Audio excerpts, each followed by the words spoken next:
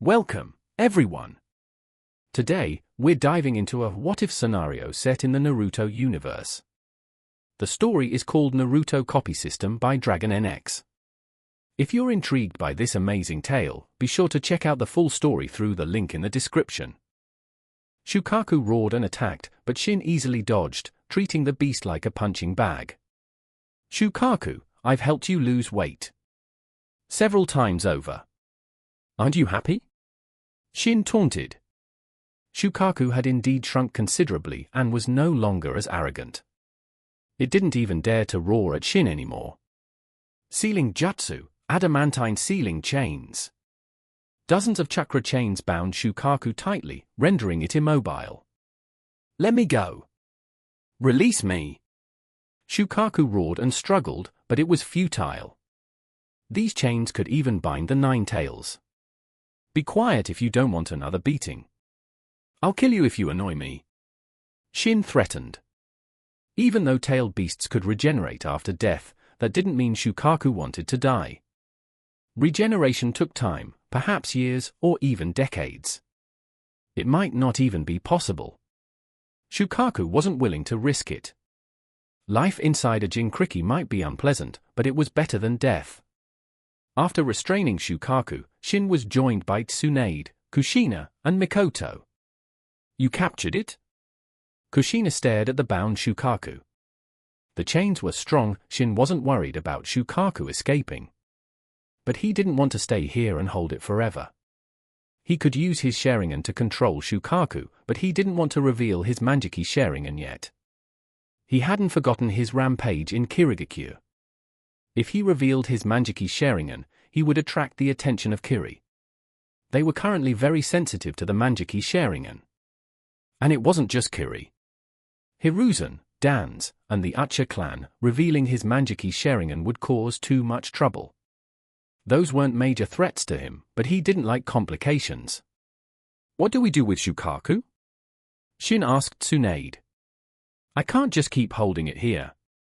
I don't have the time. Tsunade looked at the massive beast, then her eyes lit up. Shin, you and Kushina know sealing jutsu, right? Can't you just seal it? We need a medium. And it's Jinchuriki isn't. It's Jinchuriki isn't what? Why did you stop? Kushina asked, seeing Shin hesitate. I have an idea. Let's use its Jinchuriki as the sealing medium. Shin used the 4-symbol seal to seal Shukaku back into Bunpuku, also sealing Bunpuku's chakra. I can't believe that monster was inside him, Mikoto said, staring at Bunpuku in awe. Tailed beasts are fascinating. I wonder how they were created, Tsunade mused. The people of the shinobi world didn't know the origin of the tailed beasts. The creation of the one-tails to the nine-tails had happened over 1,000 years ago. Only Black Zetsu and Madara Uchiha and Shin knew the truth. I've sealed his chakra, but he might still escape. Keep an eye on him. I'm not responsible if he gets away. Shin tossed Bunpuku to the other Konoha shinobi who had arrived. Where's Konan? Shin asked Tsunade. They hadn't brought Konan with them to the logistics base. She had stayed with Tsunade. She's with the medics. I wouldn't bring her here, it's too dangerous. Okay, we'll go find her then.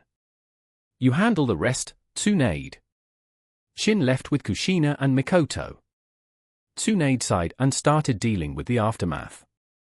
Dan's and Orochimaru weren't here, and Jiraiya was still recovering. She was in charge now. They went to the medical tent and retrieved Konan, then returned to their tent. They had wanted to go out and hunt for food, but the rain was getting heavier. What's with this weather? It never stops raining in the land of rain, Kushina grumbled. The occasional rain was nice, but constant rain was depressing. I don't like it either. It weakens my fire release jutsu, Mikoto said. It's just a local characteristic. You'll get used to it. Look at Konan. Shin smiled and patted Konan's hair. I hate this weather too. It's always raining, as if the sky is crying for the people of this country. Shin's expression turned awkward. As evening approached, the rain finally stopped. Dans returned with the Konoha forces, his face grim, his body bearing several wounds. The shinobi following him were also dejected. It was clear they had suffered a major defeat. Suna had anticipated their attack and set a trap. Dans had led them straight into it. He had also been defeated by the third Kazekage in their confrontation. But what angered Dans the most was Hands of the Salamander. He had suddenly joined forces with Suna, attacking Konoha from both sides. Dans had been forced to retreat, leaving hundreds of Konoha shinobi dead on the battlefield. They couldn't even retrieve the bodies. And then he received news that the supply depot had been attacked and half their supplies destroyed. Dans was furious. He had brought supplies from the Land of Fire's daimyo. Now half of it was gone. The only good news was that they had captured Suna's one-tails Jinchuriki. It wasn't enough to make up for their losses, but it was something. Uzumaki Shin, Dans-sama has called a meeting. You're required to attend. A shinobi informed Shin, then left. It was more of an order than a request. Shin's face remained expressionless. He ignored the summons. If Dans had asked politely, he might have gone, but he wasn't going to obey an order. Besides, what did Dan's meeting have to do with him? He might be strong, but he was still just a tune-in. The meeting was for Jainin and above. He had no business being there. And he knew Dans had no good intentions. He'd rather eat yakiniku. Mikoto had prepared a feast, he wasn't going to miss it for a meeting, especially not one called by Dans. In the command tent, Dan's face was dark. Most of the Jainin were present, but some were missing. Tsunade wasn't there, and neither was Uzumaki Shin. Shin wasn't technically required to attend, but Dans had sent someone to summon him. Their absence was a sign of disrespect. Dans was furious. Tsunade remained at the base, and Suna attacked our supplies. She is responsible for this loss. Dans didn't care if Tsunade was present or not. He threw the blame on her. Uzumaki Shin failed to protect the supplies. He is also responsible. He then blamed Shin. The other Jainin exchanged uneasy glances. Blaming Tsunade was one thing, but blaming Shin? He wasn't even in charge of the logistics department. Shouldn't the head of the department be held accountable? Dan-sama, perhaps this isn't appropriate, Orochimaru said. He looked at Dans, knowing he was deliberately targeting Shin. Normally, Orochimaru wouldn't interfere, but Konoha was currently at a disadvantage. Suna and Ame had joined forces. This wasn't the time for internal strife. I'm not discussing this with you, Dan said dismissively. Then I hope you won't regret this. Orochimaru didn't argue. Who will summon Tsunade and Uzumaki Shin for questioning? Dans looked at the Jainin. The Jainin all looked away. No one wanted to volunteer for this task. Dan's expression remained unchanged, but he was seething. He ordered one of his root agents to go. The root agent returned a while later, his face swollen and bruised. He hadn't brought Tsunade or Shin. What happened? Dans demanded. Dan-sama, Uzumaki Shin attacked me. TSK, fine, I'll do it myself. Dan's eyes narrowed. Shin had assaulted his subordinate. This was a slap in the face. Dan stormed out, heading towards Shin's tent. The Jainin looked at each other, then at Orochimaru. What should they do?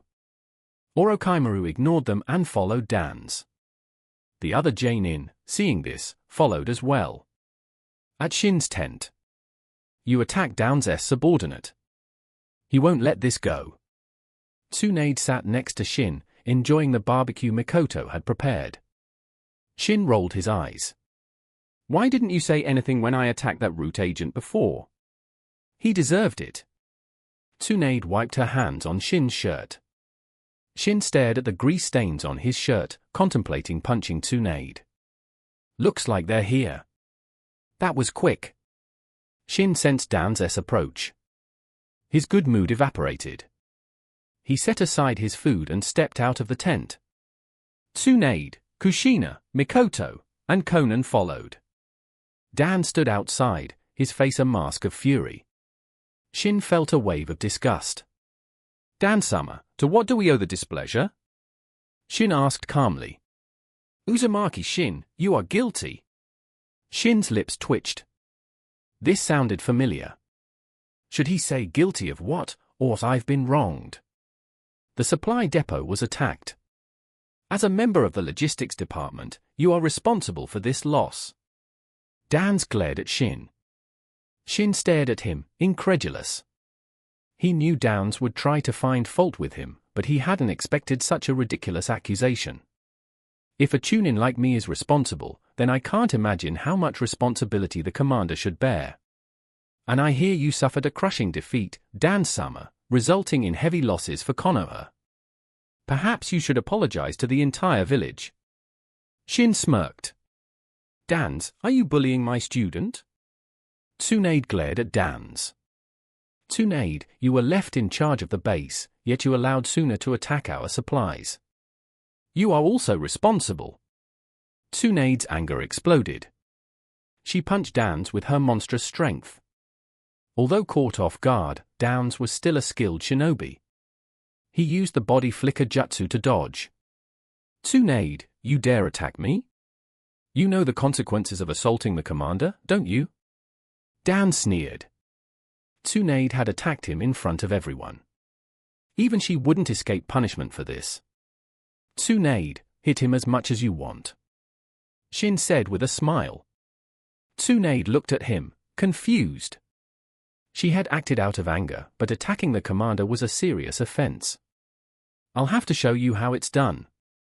Shin stepped forward and slapped Downs across the face. Downs was sent flying.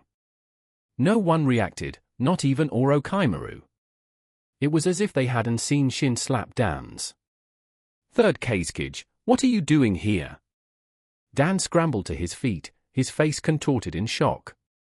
What's going on? Tsunade looked at Shin. Why was Downs talking to thin air? Had he lost his mind? It's a genjutsu. The Kurama clan's 5 senses control. They see and hear what I want them to see and hear. Shin explained with a smile. To Orochimaru and the others, Downs was still talking to Shin. But to Downs, the third Kazekage had suddenly appeared and attacked him. Tsunade looked at Downs, who was now attacking the air with ninjutsu, then at Orochimaru and the others, who seemed oblivious. She gasped. The Kurama clan's Kekkei Genkai is that powerful? And how did you get it? Tsunade was curious, as were Kushina and Mikoto. Instead of asking questions, why don't we take this opportunity to teach Downs some manners? I can't maintain this genjutsu for long. Strike while the iron is hot, Shin said with a shrug. Tsunade didn't hesitate. She had wanted to punch Downs for a long time. Now was her chance. Tsunade looked at the defeated Downs, satisfied. Now what? She asked Shin. They had given Downs a good beating, but there would be consequences. Tsunade, didn't you notice that Orochimaru and the other Jonin have left? Shin pointed out. While Tsunade had been busy pummeling Downs, the others had slipped away. And why had they left? Because Downs had ordered them to. I was too focused on beating him up. But even if they're gone, dealing with Downs won't be easy. By the way, what did you make him see? Tsunade asked. Oh, I showed him a female gorilla beating him up. Whoosh! Tsunade's fist narrowly missed Shin's face. I was just kidding. Don't get mad. Shin said hastily, dodging her attack. I used my 5 senses control to make him see the third Kazekage beating him up. Tsunade's fist relaxed, but she frowned. This is a Konoha base. The third Kazekage can't be here. When he wakes up, he'll realize something's wrong. He'll know he was under a genjutsu. She felt there was a flaw in Shin's genjutsu. Downs would figure it out and suspect her and Shin, causing even more trouble. Shin chuckled. Tsunade, if you can figure it out, so can Downs. But only he will know.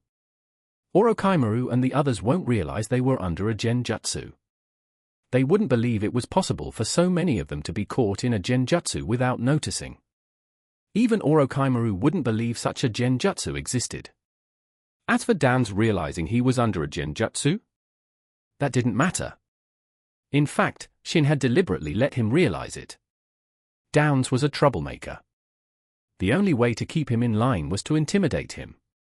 After experiencing the power of Shin's genjutsu, Downs wouldn't dare cause trouble, at least not until he found a way to counter it. Of course, if Downs was an idiot, Shin would just kill him. As for the consequences of killing Downs, he could always defect from Konoha. He wasn't that attached to the village anyway. Shin dragged the unconscious Downs away, then returned to his tent to continue his barbecue. Downs didn't make any moves for the next few days. Just as Shin had predicted, he was lying low. Downs had realized he had been under a genjutsu, and so had all the other genin present that day. That was why he was even more wary now. Only he knew how terrifying that genjutsu was. The others were oblivious. He wanted to kill Shin, but he held back. Confronting Shin now would be pointless. This genjutsu was different from any he had encountered before. Ordinary genjutsu could be dispelled by disrupting chakra flow or inflicting pain, but this one couldn't. The bruises on his body were proof that pain didn't work. Until he found a way to counter it, he wouldn't make a move. He didn't tell anyone how he got those injuries. And no one dared to ask. One day, Suna sent a messenger to negotiate with Konoha. They wanted to retrieve Bunpuku, the one-tails Jinchuriki. Downs used the Jinchuriki as leverage, demanding Suna surrender and compensate Konoha for their losses. But Suna refused. The negotiations fell apart. The next day, the third Kazekage led the Suna forces in an attack on Konoha. And it wasn't just Suna. Hands of the Salamander had joined forces with them. Downs didn't know what Suna had offered to convince him.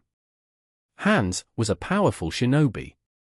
And with his knowledge of the Land of Rain, few could defeat him there. With Han's involvement, Konoha was outmatched. As for Shin, he was still assigned to guard the supplies. He didn't mind. It was an easy job, and he could use the free time to train. I'm so bored. Shin might be enjoying his job, but Kushina was restless. She wanted to fight on the battlefield. If you're bored, why not train? Look at Conan. She's more hardworking than you. Shin patted Conan's head and glanced at Kushina. Since Tsunade was on the battlefield, Conan was staying with them. Shin wasn't comfortable leaving her alone. Conan blushed, embarrassed by Shin's praise. No, I'm not that hardworking, she mumbled. Evening arrived, and they were finally off duty. There were other shinobi guarding the supplies at night. Back at their tent, they found Tsunade waiting for them. How's the situation on the battlefield? Shin asked, sitting next to her. Kushina, Mikoto, and Conan also gathered around, curious. We lost. The commander was captured. Downs was captured? Shin was surprised. Was that geezer really that weak? Yes. The third Kazekage and Hands teamed up. You know Downs can't defeat either of them alone, let alone both. I was held back by that old hag Chiyo. Orochimaru was busy with Ibizo. We couldn't save him. Tsunade sighed. She disliked Downs, but she didn't want him captured. This was a critical time for Konoha. Personal grudges had to be put aside. They captured him, not killed him. They probably want to use him to exchange for the one-tails Jinchuriki. This was planned. Shin guessed. You're right. The third Kazekage gave us 3 days to hand over the Jinchuriki. Otherwise, they'll kill Downs, Tsunade confirmed. Then let them kill him. He's useless anyway, Shin said dismissively. To Konoha, Downs' death might actually be a good thing. He talked about protecting Konoha, but he had never done anything for the village. He only cared about his own interests. His death wouldn't harm Konoha. The capture of Konoha's battlefield commander had a significant impact on the Konoha forces. Orochimaru was forced to take over as temporary commander. He immediately dispatched a messenger to inform Hiruzen, leaving the decision of whether to exchange the One-Tails Jinchuriki for dance to the Hokage. Hiruzen was currently in the Land of Water, but not at this battlefield.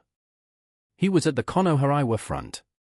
Originally, Sakumo Hatake had been leading the Konoha forces against Iwa, and they had been gaining the upper hand. But when the third Tsukikage, Noki, arrived with Rushi, the Four-Tails Jinchuriki, the Konoha forces were pushed back. Hiruzen was forced to go to the Iwa front himself. There had been an agreement between the villages not to use tailed beasts, but those agreements were meaningless in times of war. Hiruzen didn't hesitate to use the One-Tails Jinchuriki to exchange for his good friend Dan's. He also sent Sakumo Hatake, ordering him to ensure Dan's safe return. Sending Sakumo away would put more pressure on the Konoha forces facing Iwa, but Hiruzen was willing to endure it for his friend. Besides, the Ucha and Haiga clans were also fighting Iwa. They could handle it for now. Sakumo relayed Hiruzen's decision to Orochimaru, who had no choice but to comply. He sent a message to Suna, agreeing to the exchange, then went to find Shin. Orochimaru-sama, what are you doing here at the logistics base? I have to focus on guarding the supplies, or I'll be blamed. That creep is here. I hate him, Kushina whispered to Mikoto. She and Mikoto disliked Orochimaru. His sinister aura and his affinity for snakes made them uncomfortable. Shinkun, I'm here to ask for your help, Orochimaru said. Help? Yes. Tomorrow, we're exchanging the One-Tails Jinchuriki for dams. I don't think Suna and Ame will let this exchange proceed smoothly. Orochimaru's eyes gleamed. If he were the third Kazekage, he would try to eliminate downs during the exchange.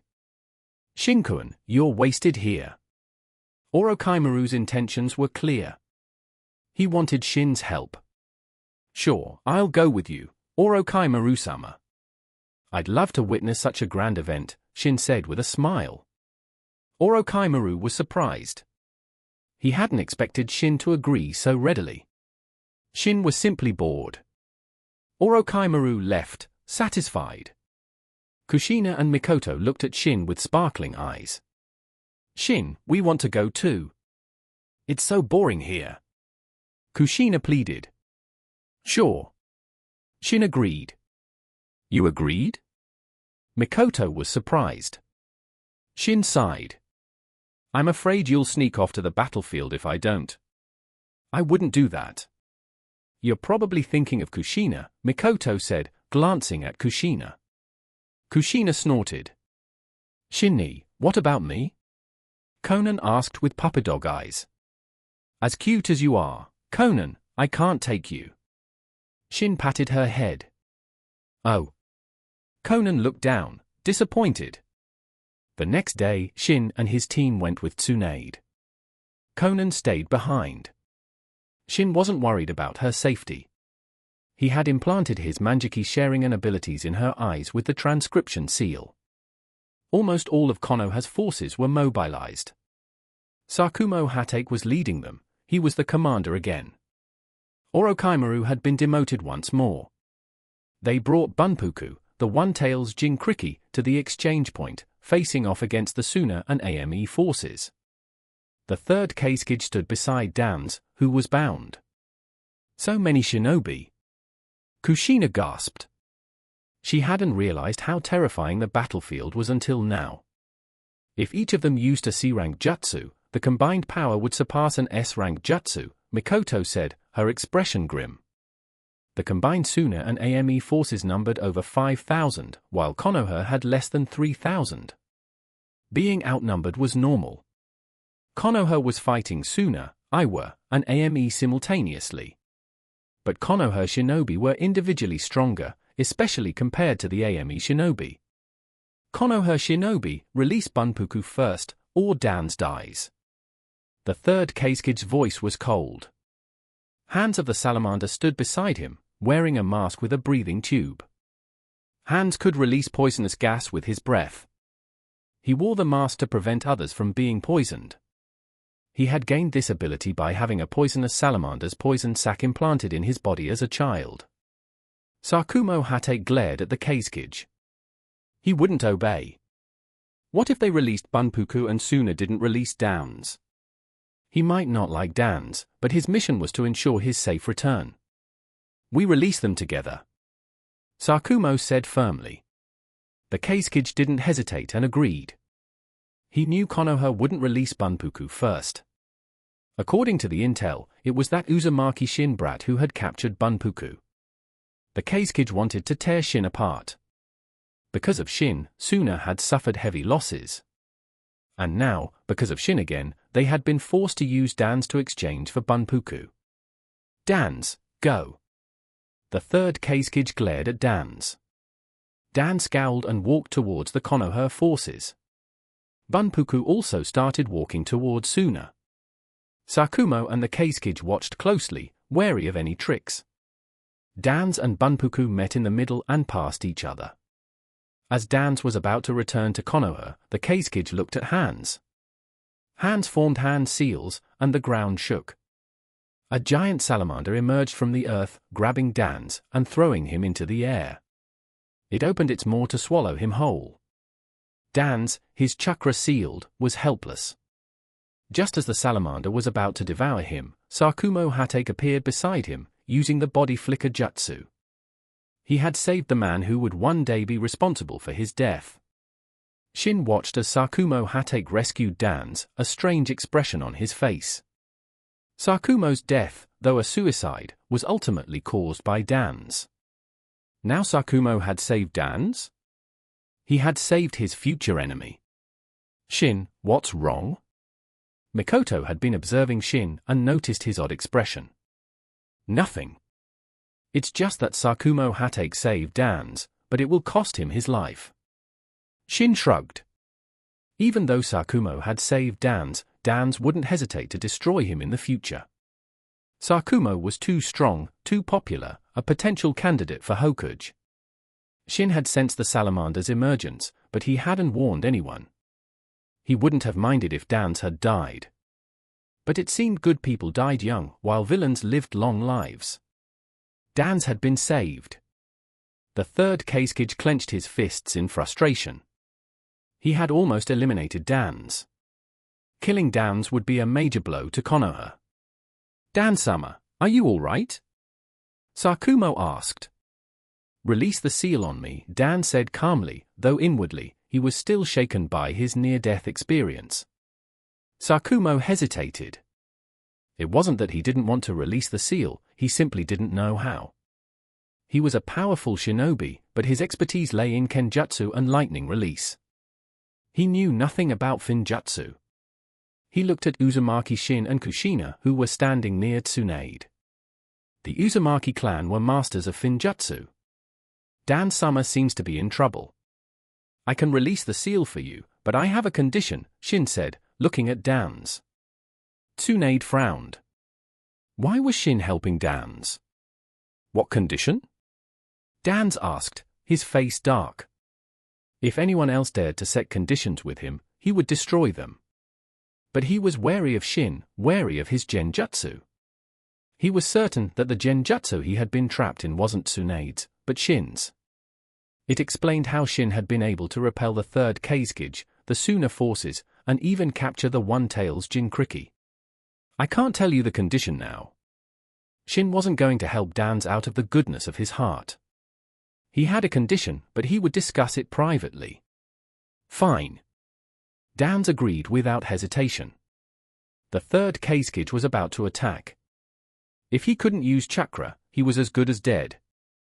Without chakra, even a genin could kill him. His life was at stake. I hope you won't forget your promise, Dan-sama. Otherwise. Shin trailed off, his threat clear. He then dispelled the seal. Suna seals were child's play to him. That was why he had offered to help. Even the Konoha sealing team could dispel this seal. He had used this opportunity to gain leverage over Dans.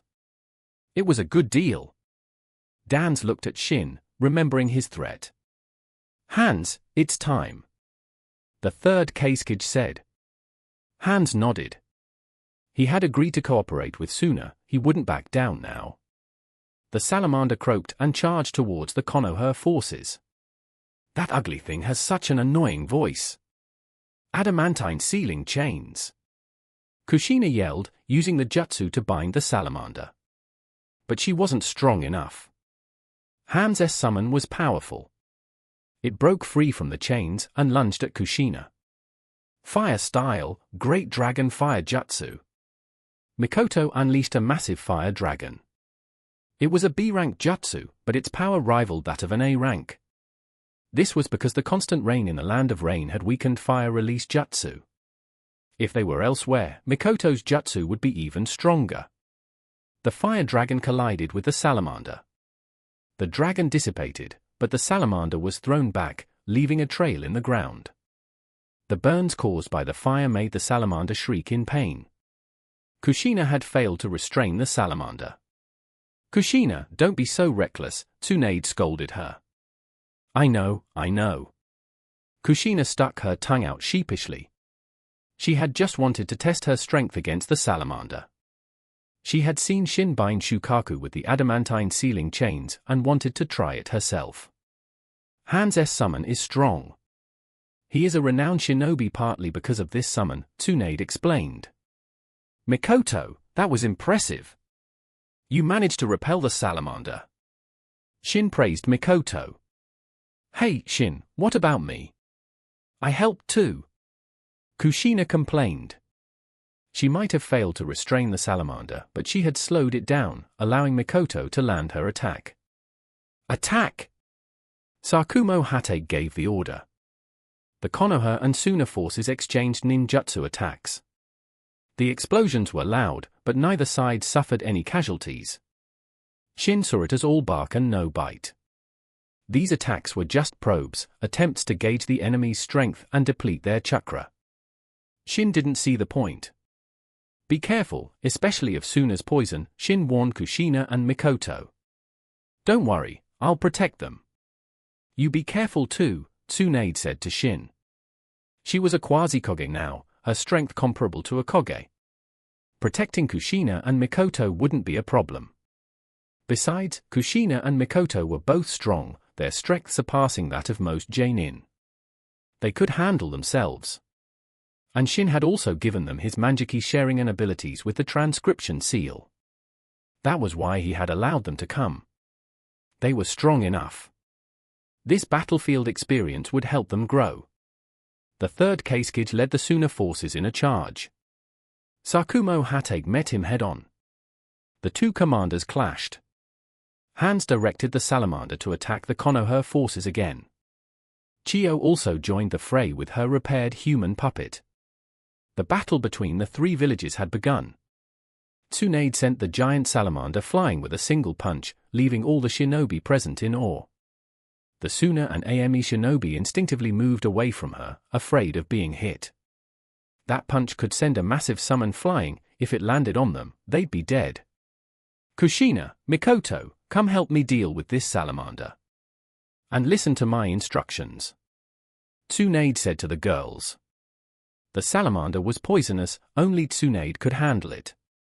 She had already developed an antidote.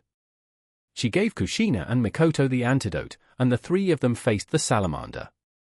The salamander wasn't quite Koge level, but its massive size gave it destructive power comparable to a tailed beast. Of course, this was just an analogy, it was still weaker than a tailed beast. Hans, shouldn't you be with Orochimaru? Shin frowned at Hans. I want to see for myself what this kid who defeated the third Keisuke is capable of. Hans looked at Shin, but there wasn't much caution in his eyes. Hans was a cautious man, but he couldn't help but underestimate Shin. He knew Shin was barely 11 years old. Even the god of shinobi, Hashirama Senju, wouldn't have been that strong at that age. He compared Shin to an ordinary 10-year-old, assuming that even as a genius, Shin couldn't be that powerful. Geniuses were limited by their age. As for the third Keisuke and the Suna shinobi being defeated by Shin, they were just weak. He didn't know that Shin wasn't bound by the limitations of ordinary shinobi. He had cheats, and he had also trained diligently. His current strength was half due to the system and half due to his own efforts. Han's underestimation would cost him. But even if he didn't underestimate Shin, he wouldn't stand a chance. Han's greatest strength was his poison. But Shin had the perfect sage body. It was doubtful if the poison would even affect him. Genjutsu EIAI/. Too slow. Shin used the body flicker jutsu to dodge. Is that really genjutsu? Shin questioned Han's swordsmanship. Using a sickle wrapped in chains as a weapon and calling it genjutsu? Shin was speechless. Are you mocking me? You're fast, but I wasn't serious. Hans formed a single hand seal and appeared behind Shin in a flash, his sickle slashing downwards. His body flicker jutsu was fast. In the original story, he had been able to dodge Nagato's chakra rod attacks. Puff! The Shin that Hanzo struck turned into a puff of smoke and dissipated. Hanzo instantly knew that he had struck a shadow clone. A strong sense of danger came from behind him, like a needle prick. Hanzo's hands twisted his body and blocked Shin's sword with his sickle. He was sent flying, crashing to the ground. Quick reflexes. Shin sheathed his Kusanagi sword. He had appeared behind Hans and attacked with incredible speed. But even so, Hans had reacted. It must have been instinct. After countless life-or-death battles, shinobi develop an instinct for danger. They can sense it before it happens. It's a sixth sense honed through experience. No wonder the third Kage warned me about you. I underestimated you. Hans got up, brushing off the minor injuries. But his hand, gripping the sickle, trembled slightly. Shin's strength was monstrous.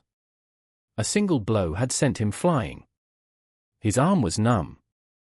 That sickle of yours is made of special material, isn't it? Shin asked. To withstand the Kusanagi sword, it couldn't be made of ordinary steel. Hans looked at his weapon, noticing the deep gash. His expression turned grim. It was made from the hardest metal in the shinobi world, forged by a master craftsman from the land of artisans. And yet, it had been damaged. Hans, you're no match for me. Shin's sword flashed, a blur of motion too fast for Hans to track.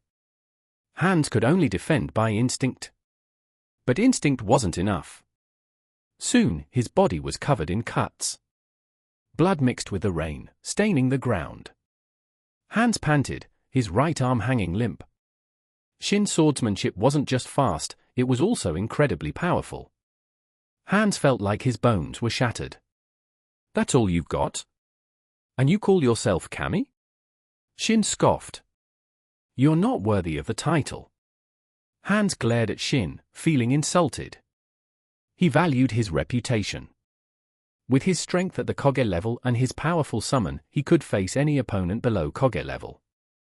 Brat, you're not qualified to judge me. Secret technique, poisonous body. Hans removed his breathing mask and released poisonous gas with each breath. The gas was so potent that the plants on the ground withered instantly. What a straightforward name for a jutsu, Shin couldn't help but comment. It was accurate, but compared to Minato Namake's creative naming sense, it lacked flair. Shin didn't want to touch the poison, even though he suspected he was immune to it. Wind style, great breakthrough. He blew the poisonous gas away. Thankfully, there were no other shinobi nearby. They had all instinctively moved away. Hans, is that all you've got? Shin looked at Hans, who seemed to have exhausted his options.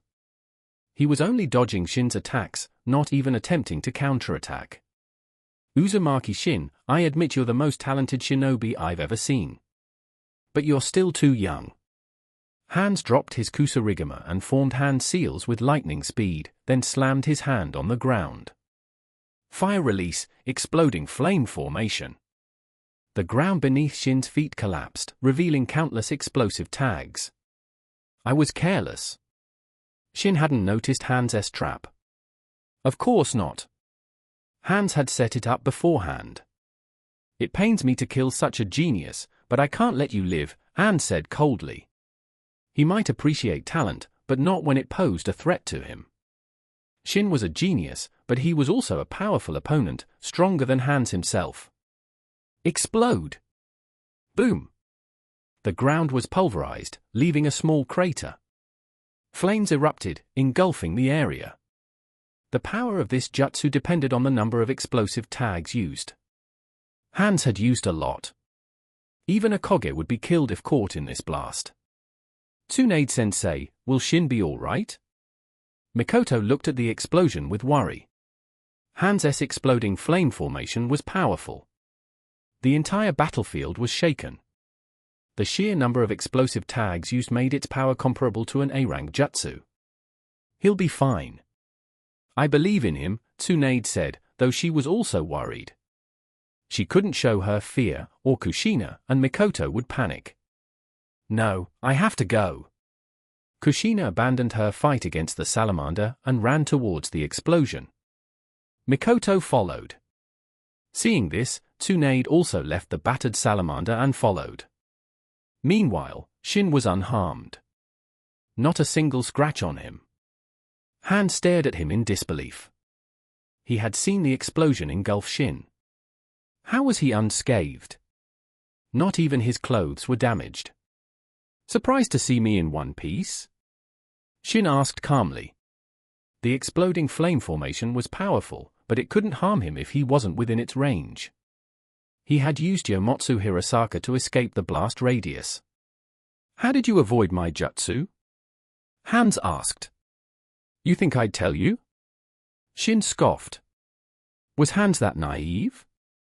Hans knew Shin wouldn't reveal his secrets. He decided to strike first.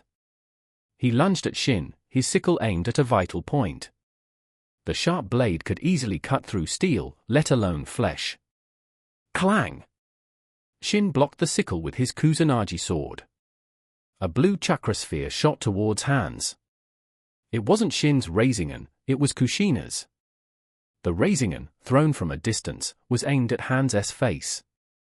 If he didn't dodge, his head would be obliterated. Hans leaped back, narrowly avoiding the attack. He looked at Shin and the three girls who had arrived. Why are you here? Shin asked, surprised. We were worried about you. Are you okay? Kushina checked Shin for injuries. Do you really need to worry? You know I have ways to protect myself, Shin said. But he was touched by their concern. I'm glad you're all right. Hans looks a bit rough, though. Tsunade glanced at Hans. Hans' clothes were tattered, and his body was covered in cuts. He's just weak. Shin looked at Hans with disdain. He was weaker than Shin had expected. Perhaps with his summon, he might be a challenge. You're the one who's strong, Shin, Mikoto said. Indeed. Mikoto is right. Shin praised her. You're not humble at all. Tsunade rolled her eyes. Humility leads to stagnation, Shin said with a smile. Look! He's trying to escape. Kushina pointed at Hans, who was indeed fleeing. And he was fast. You think you can just run away? Who gave you permission? Shin gave chase. Hans was skilled with the body flicker jutsu, but he was no match for Shin's speed. Even without Yomotsu Hirasaka, Shin was faster. Shin swung his sword at Hans' back, but he suddenly sensed something approaching from underground. The salamander? He changed his target and slashed downwards, sending an air blade into the ground. The salamander emerged, colliding with the air blade. Its thick hide was sliced open, and it shrieked in pain. Hans winced and dispelled his summon. The salamander returned to the summoning realm. Then, it used the reverse summoning jutsu to summon Hans to its realm. This was a life-saving technique for summoners, but not all summons could use it. Shin hadn't expected that clumsy-looking salamander to be capable of such a jutsu. He had let Hans escape. Hans got away? Tsunade wasn't surprised. He is a legendary shinobi, after all. He had many tricks up his sleeve. I can't believe he had that trick. I let him escape. How embarrassing. Shin felt ashamed, but Tsunade was speechless. If this was embarrassing, what did that make her? She couldn't even defeat Hans. She might be stronger than her original counterpart, but she wasn't at her peak yet. She couldn't defeat Hans in a one-on-one fight. After Hans' escape, Shin returned to the main battlefield. He had deliberately chosen a location away from the main fighting for his confrontation with Hans. Back on the battlefield, he found the Konoha forces struggling. They were outnumbered. Each Konoha shinobi had to face 2 or even 3 opponents. And in the battles between the top-tier fighters, Konoha was also at a disadvantage. Orochimaru was fighting Ibizo, barely managing to hold his own against the Kage-level shinobi. Dans was facing Chiyo and was faring even worse. He couldn't even get close to her with her 10 puppets. His recent capture had weakened him. He had been mistreated during his captivity, deprived of food and water. He was relying on soldier pills to keep him going. It was no wonder he was losing to Chiyo. Chiyo was a powerful shinobi, especially with her 10 puppets. The human puppet, though damaged by Shin's attack, had been repaired. It might not be as strong as before, but it was still a formidable weapon. And in the battle between Sakumo Hatake and the third Kazekage, the Kazekage had the upper hand. Sakumo couldn't even use his sword. Magnet Release could control metal. Sakumo's white light chakra saber, though specially made, still contained metal. This meant Sakumo couldn't use his swordsmanship. Unless he had strength like Shin's, his sword was useless. Shin had also faced the third Kazekage, who had tried to control his Kusanagi sword with magnet release, but Shin's strength had overpowered the Kazecage's control. But Sakumo wasn't Shin. Shin was incredibly fast and strong, while Sakumo's strength was only average. He was mainly known for his speed. Besides Kenjutsu, Sakumo also had lightning release, but that was countered by the Kazecage's wind release. Only in terms of speed did Sakumo have an advantage. That was why he was able to hold his own against the Kazekage. Wind style, Rasen Shuriken. Shin threw a Rasen Shuriken at the third Kazekage. He hadn't forgotten his mission to help Konoha win the war. The reward was a divine replication card. He had never obtained a divine replication card before. And its power was immense.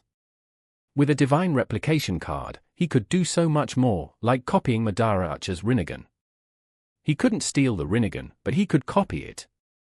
But it was too early to think about that. He hadn't obtained the card yet.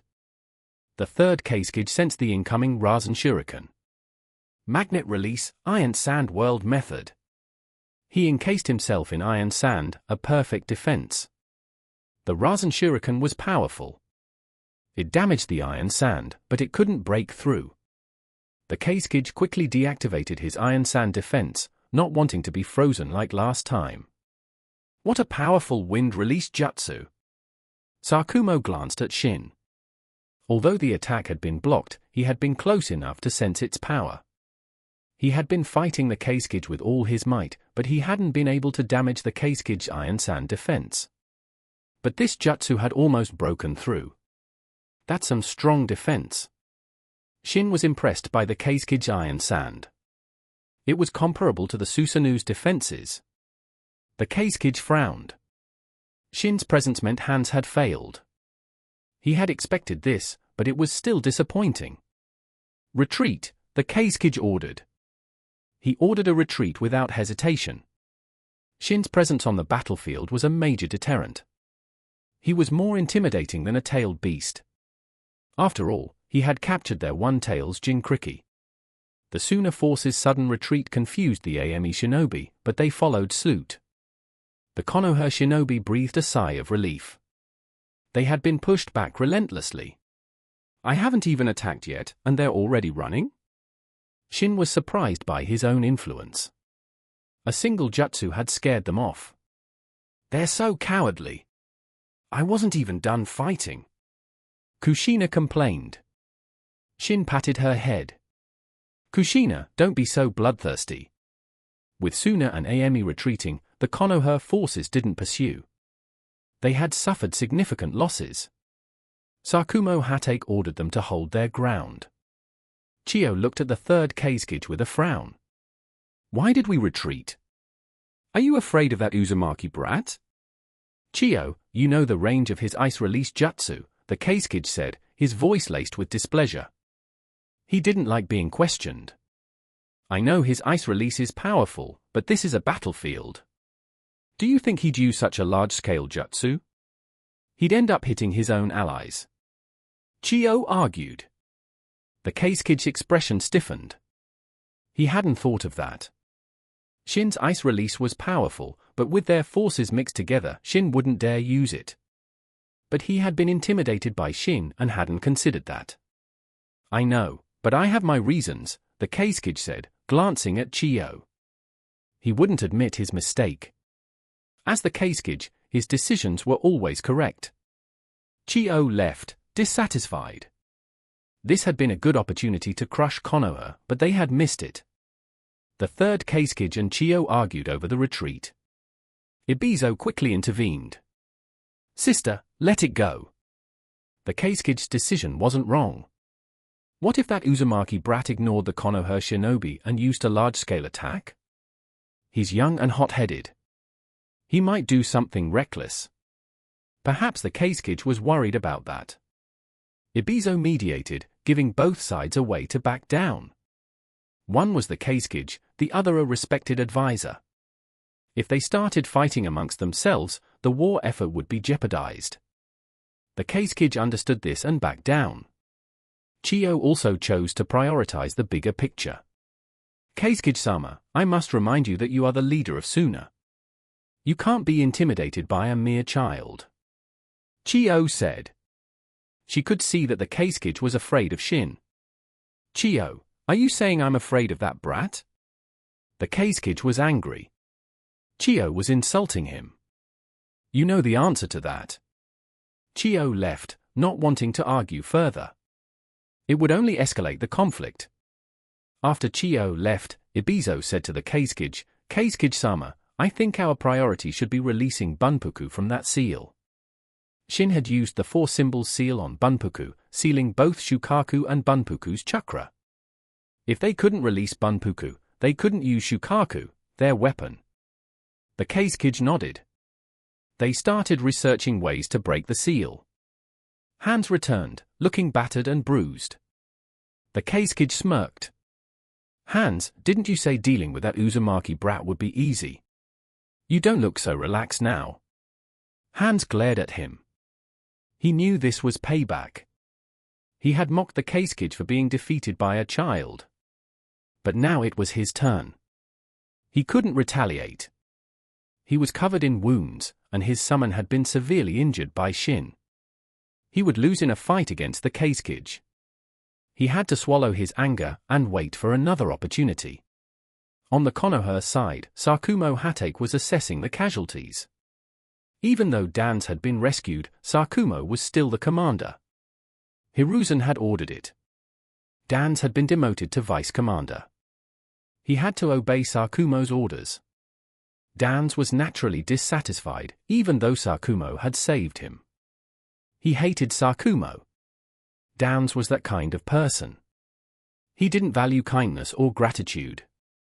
Shin didn't care about Dan's dissatisfaction. He had a favor to ask of Dans. Dan-sama, you haven't forgotten the promise you made on the battlefield, have you? Shin asked Dans. Dans frowned. What is your condition? It's simple. I want to know Uchiha Ryota's whereabouts. You should have some information, right? This was Shin's goal, to use Dans to find Ryota and copy his Manjiki Sharingan, allowing his own to evolve. He could evolve his Sharingan naturally, but it would take another year or 2. He didn't want to wait that long. There was another method, copy the ocular power of 3 Tomo Sharingan users. But he only had 1 advanced replication card left. Using it on a 3 Tomo Sharingan would be a waste. And it might not even be enough to evolve his Manjiki Sharingan. So, he had to target Ryota, the only Uchiha he knew who had the Manjiki Sharingan. Finding Ryota wouldn't be easy. The shinobi world was vast. But Dan's was different. He had Root at his disposal. and Shin was certain Dans had been investigating Ryota. With Ryota's Manjiki Sharingan, Dans wouldn't let him go easily. "You want to find Ucha Ryota?" Dan shot to his feet, staring at Shin intently. "Why are you so surprised?" Shin asked calmly, observing Dan's reaction. Dans didn't answer. He was trying to understand Shin's motive. It must be because of the Sharingan. Dans knew Shin had Ucha blood. He guessed that Shin wanted to ask Ryota about the Manjiki Sharingan. "I want the information within 3 days. Don't disappoint me." Shin stood up to leave. He had said what he needed to say. "And Dans, keep your promises. Don't try to fool me with excuses. You have 3 days. You know the consequences." Shin turned back to look at Dans, his 3-tomo Sharingan activated. Dans was instantly trapped in a genjutsu. Shin left, leaving Dans with a warning. If Dans didn't cooperate, Shin wouldn't hesitate to kill him. If he got the information, everyone would be happy. If not, Dans would be sacrificed. Dan snapped out of the genjutsu a while later, his face pale and covered in sweat. Uzumaki Shin. He clenched his fists, wanting to kill Shin. But he calmed himself down and considered whether to reveal Ryota's location. "Where did you go?" Kushina asked Shin as soon as he returned from Dan's tent. "Nowhere." "What's up?" "I want you to teach me the Rasen Shuriken. My chakra reserves are large enough now, right?" Kushina wanted to learn the Rasen Shuriken. She had realized her shortcomings on the battlefield. Against the salamander, whose defenses were strong, the Rasengan wasn't powerful enough. It could injure the salamander, but it couldn't inflict fatal damage. This meant her main role in that fight had been to use the adamantine sealing chains to restrict the salamander's movements. "Aren't you learning the steaming danger tyranny?" Shin asked. The steaming danger tyranny was a powerful jutsu, the signature technique of the second Mizukage. Its power was comparable to the Rasen Shuriken, but its method of attack was different. "I've been trying to learn it for ages, but I can't do it," Kushina said, frustrated. She had been studying that S-rank jutsu for over half a year, but she still hadn't mastered it. S-rank jutsu were difficult to learn. Of course, another reason was that she wasn't putting in enough effort.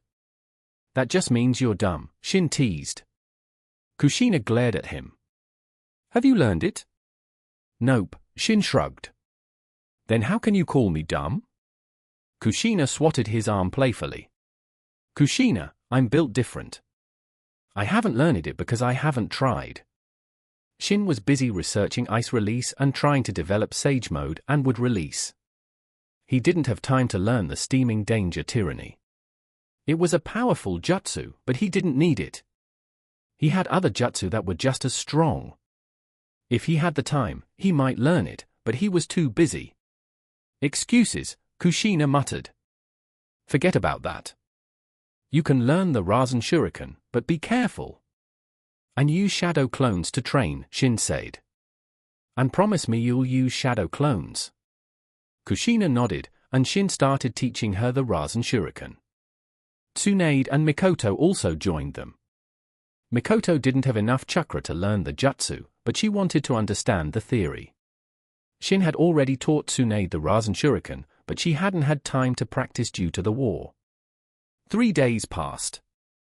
There had been no further conflict with Suna and AME since the last battle. Dan sent someone to deliver information on Ucha Ryota's whereabouts. He was keeping his word. Shin, Kushina, and Mikoto left the battlefield. Officially, they were on a mission, but in reality, Shin was searching for Ryota. He had initially planned to go alone, but Kushina insisted on coming, and Mikoto followed suit. Konan was the most obedient. She stayed with Tsunade without complaint. They left the Land of Rain and headed towards the Land of Rivers. According to Dan's intel, Ryota was hiding in that small nation. The Land of Rivers, like the Land of Rain, was a buffer zone between the Land of Fire and the Land of Wind. But the Land of Rain was more unfortunate, caught between 3 great nations. The Land of Rivers was quite large, but it didn't seem to have any powerful shinobi. Despite the war, it remained unaffected. Why are we in the land of rivers? Are we really on a mission? Kushina asked suspiciously. She wasn't stupid. Why would they be on a mission in the land of rivers when the war was raging in the land of rain? We're looking for Ucha Ryota, Shin said. Now? I thought he was an S-rank missing nin. Can we even take on a mission to hunt him down? Mikoto was also confused. I'm not looking for him because of a mission. I have another objective. I need to evolve my Manjiki Sharingan. Shin smiled. He could reveal some of his secrets to Kushina and Mikoto. Are you going to transplant Ryota's Manjiki Sharingan? Mikoto asked, surprised. She knew Ryota had the Manjiki Sharingan. It wasn't a secret. Kirigaku's pursuit of Ryota had made him famous. The news of his Manjiki Sharingan had spread throughout the shinobi world. No, I'm not transplanting his eyes. Besides, only siblings can transplant the Manjiki Sharingan to evolve it into the eternal Manjiki Sharingan.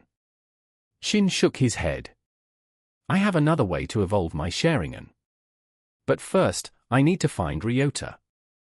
After 2 days of searching, Shin finally found Ryota. It seemed Downs' intel was accurate. Downs was quite capable. Even Kirigaku couldn't find Ryota, but Downs knew his location. He was a disciple of the second Hokage, after all. Ryota was eating in a small tavern. Shin entered with Kushina and Mikoto. He glanced at Ryota, who was disguised. The disguise was good, but Downs had provided Shin with details of Ryota's appearance. What do you want to eat? Shin asked Kushina and Mikoto, not in a hurry. I'm not picky, Kushina said. I'm not picky either, but I prefer vegetables to meat, Mikoto said, ordering several vegetable dishes. They ate quickly.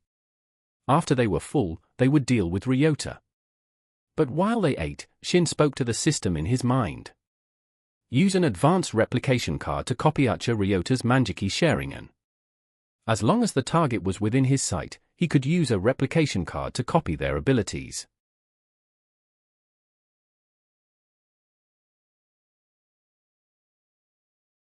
Thanks for listening.